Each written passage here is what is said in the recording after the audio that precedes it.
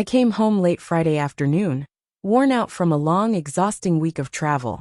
All I wanted was to relax, maybe share some quiet time with my wife.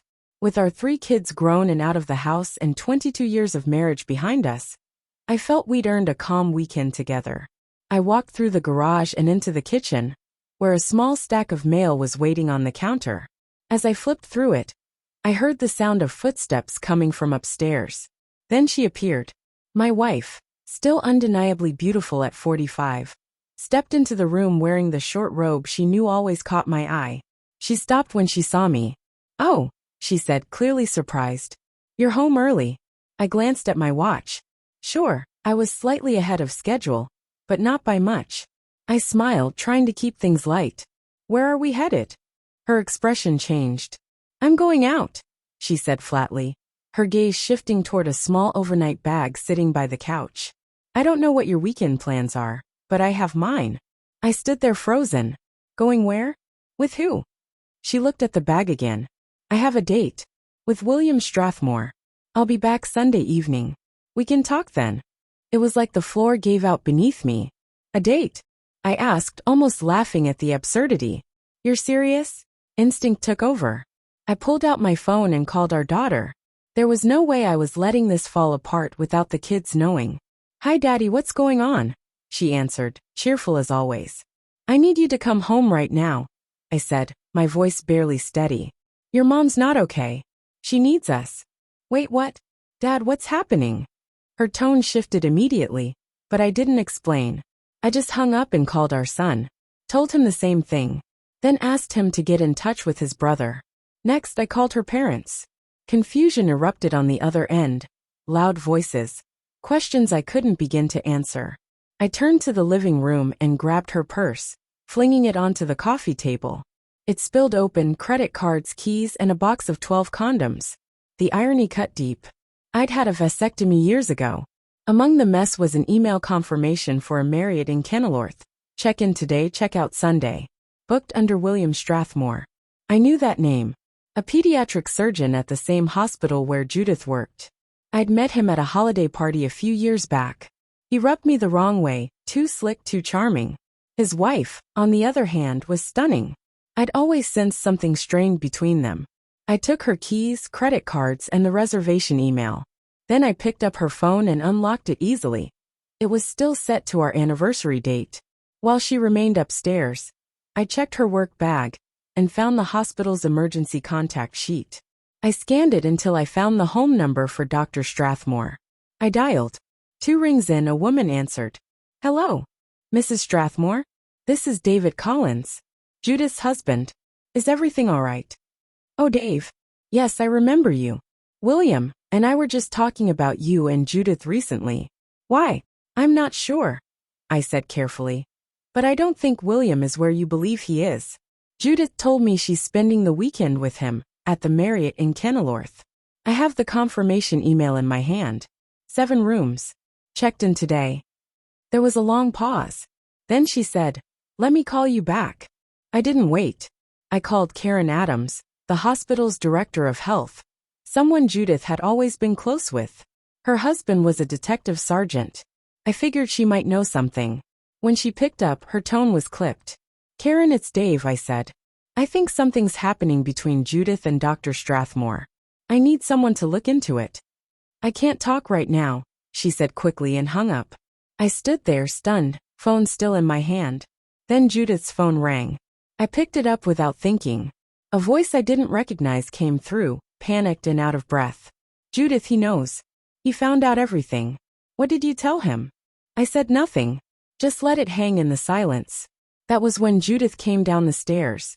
She didn't look like my wife, not in that moment. She was wearing a deep red silk dress that clung to her like a second skin, more costume than clothing. The sight of her turned something in me. I snapped. I reached for the dress and yanked it open down the front. "You're not going anywhere tonight," I said, my voice like ice.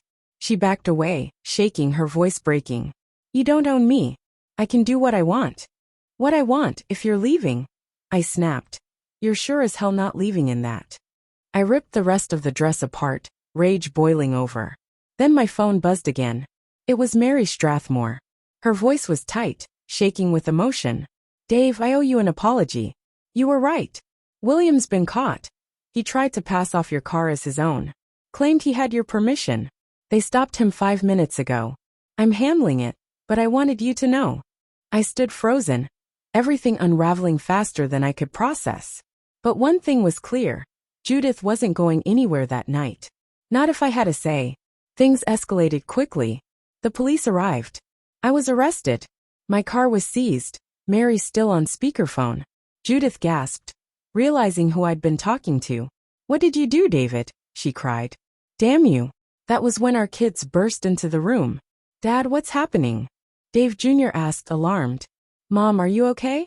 Haley added, eyes wide as she took in the torn dress. What happened to your dress?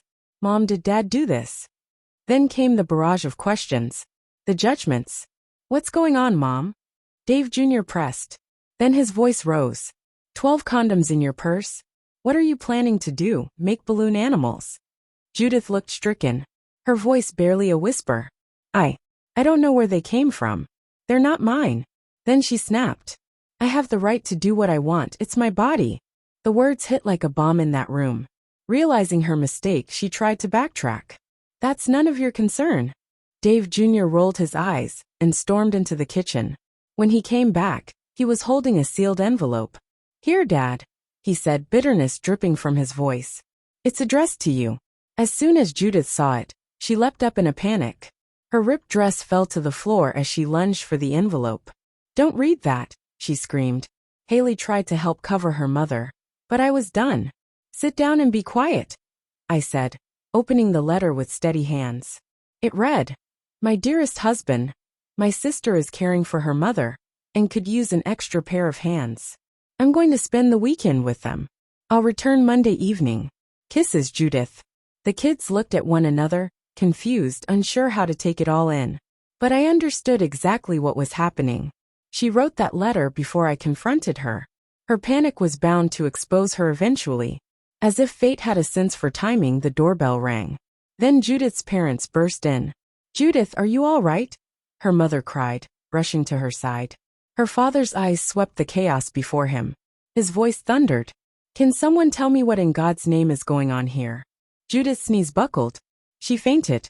Her mother and Haley rushed to her. Her father stared at me with mounting fury. I didn't hesitate. I told them everything.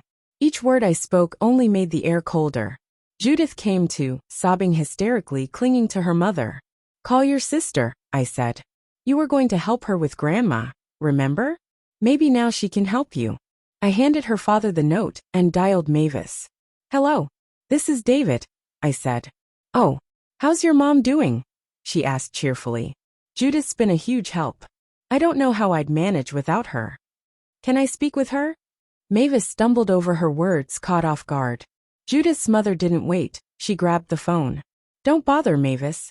Your sister's in deep now, she snapped, ending the call. We could hear Mavis yelling in shock through the disconnected line. Judith collapsed again, barely dressed. I felt no sympathy, only the weight of betrayal. Everything lay in ruins. Then another call. Jerry. David, he said gravely. You were right. We got the warrant. 7 rooms at the Marriott. 12 more people involved, including your wife. I clenched my fists, trying to stay calm. I'm sorry, man. Truly. I turned to Judith, voice cold. Go upstairs. Change into something decent. And get out of this house. Tears streamed down her face as she hesitated at the stairs. Please don't throw me away.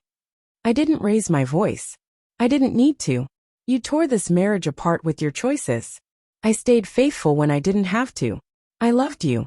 And this is what I get. That was it. She fled upstairs, one heel slipping off on the stairs. Dave Jr. shook his head, muttering, Don't worry, Mom.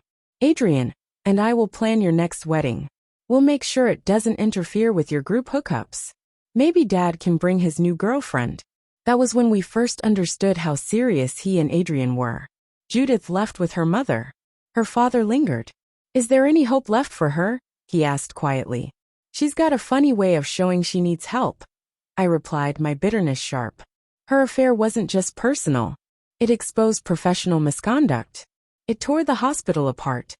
The truth came out. Judith and others were fired. Dr. Strathmore lost his job, his license.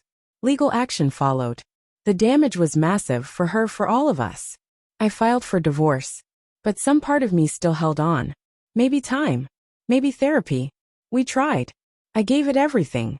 My kids saw that and stood by me. Judith began to show remorse. A flicker of guilt. It kept me from walking away entirely. Then months later, I saw him. The man who helped shatter everything. I snapped.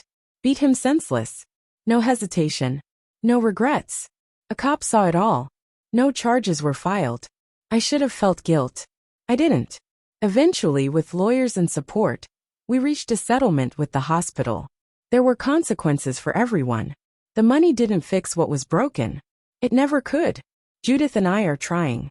Rebuilding bit by bit. Some days she cries sorry for everything.